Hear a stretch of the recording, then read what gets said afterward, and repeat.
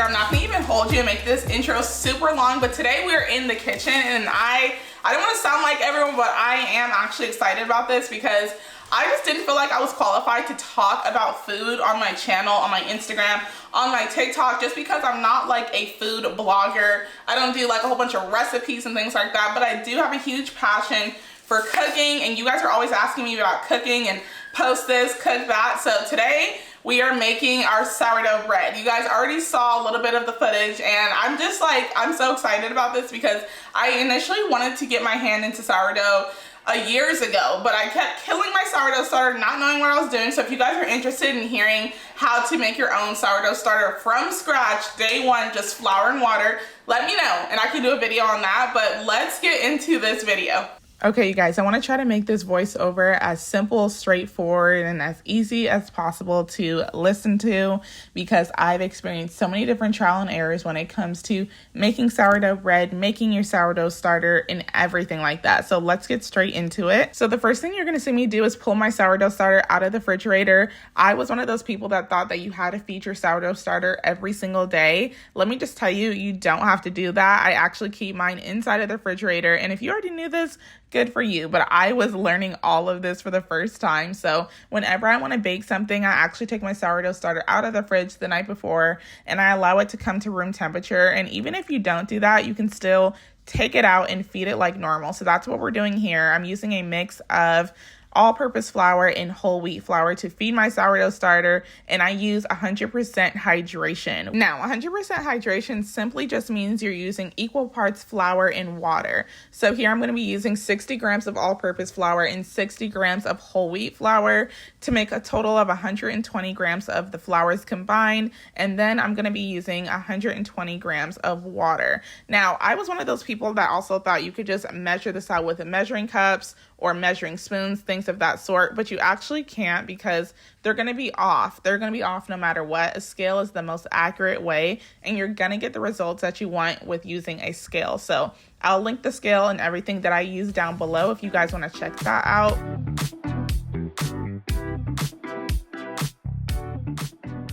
Okay, here's what my sourdough starter looks like after I do a feeding. It's kind of thick like pancake batter. There's no bubbles whatsoever. It just kind of looks dead almost, but it's not, I promise you. So once I do a feeding, I'm going to stick it inside of the oven with the oven light on. The oven is not on, it's just the light because it creates kind of a warm, consistent temperature for the sourdough starter. The next step of this recipe is to do an autolyse. Now, an autolyse is just simply combining our flour and our water. This is going to make our dough smoother and stronger and easier to work with. This is also when the gluten is activated and the dough builds structure and strength before the actual fermentation process begin. Now, that was a mouthful, I know, but just trust me, it makes it a lot easier and the flavor is just that much better.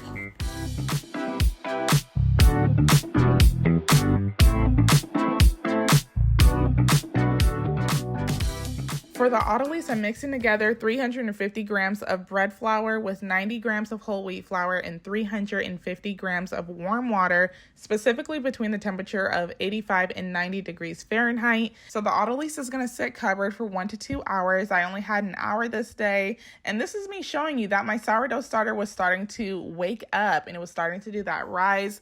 I just love watching this whole process happen, but while I was doing my sourdough starter, a lot of people probably wonder what my kids are doing, so I set up an art activity for them and they were so happy and content with that. Now here I'm going to be doing the float test with my sourdough starter. This is essentially trying to check and see if your sourdough starter is active and ready to use. If it floats, that means you can jump on it, go ahead and make your bread. So mine was floating, that means it's ready to go. I'm going to weigh out 90 grams of sourdough starter into that autolyse mixture that we used, and then I'm going to be using the pincher method, which is going to be using your thumb and your index finger to make sure it's all fully combined. Now, some people will mix their sourdough starter with some water beforehand, and some people will mix it on top like this.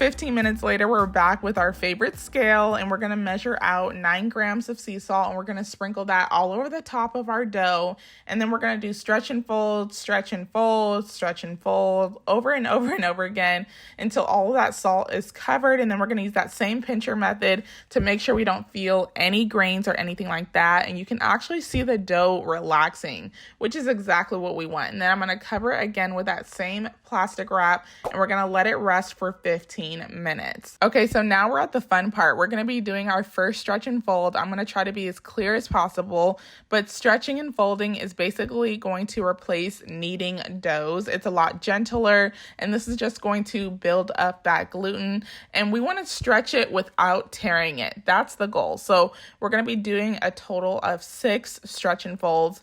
The first 3 are gonna happen in 15-minute increments, and the next 3 are going to happen in 30-minute increments. I'm going to fast forward most of these stretch and folds because we're going to be doing the same thing kind of over and over again until we can kind of pay attention to our dough and just see how the shape is changing. And once you look at this video, you can really see that it's starting to hold that shape more, which is exactly what we want. And it's just working a little bit easier in my hands. And you want that dough to be nice and smooth, and you want to be very gentle with this dough because, again, this is a high hydration dough and you don't want to pop and degas any of those air bubbles inside there. So it's best just to be as gentle as possible.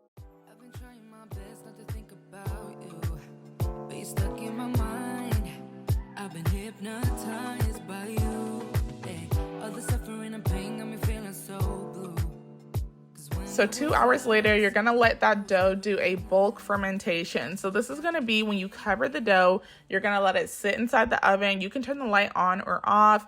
Again, if it's on, it might speed it up a little too much. So you can just stick it in the oven with no lights on or anything like that. And you're gonna allow this to sit for 2 hours, and you're gonna just let it do its thing. You're not gonna do any stretch and folds or anything like that. And once it's done, you're gonna be doing your pre-shaping. And this is exactly what I'm doing here. I have my bench scraper, and I'll link the same one that I'm using or something similar down below. But you're going to use your bench scraper to create some tension on the underside of that dough. And this just takes practice because the first couple times I could not figure this out for the life of me. It was really difficult, so don't be hard on yourself if you're having a hard time. Everything just takes practice. But I'm going to be taking some bread flour. Once I got my proofing basket down from over my fridge, I take it down, I heavily flour it, and then I'm going to plop my bread into the proofing basket. And you have to make sure you're very gentle with this as well because it's super easy to just be rough with the dough and everything because it's very fragile. It's just like a little baby. So here I am. I'm going to be pinching the top just to make sure all of those bubbles don't escape. I'm just making sure I seal all that up at the top so our hard work does not go to waste. Then you're going to go ahead and cover up that dough, and then you're going to wrap it in a plastic bag, just any bag that you have, a produce bag, any type of plastic bag. And then I'm going to stick it inside the refrigerator for 15 to 16 hours.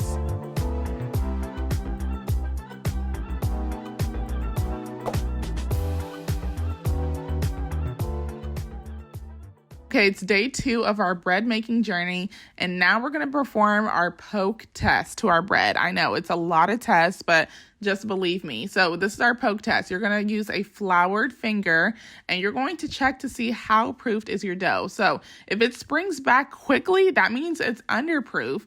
And if it never springs back at all, that means you're overproofed.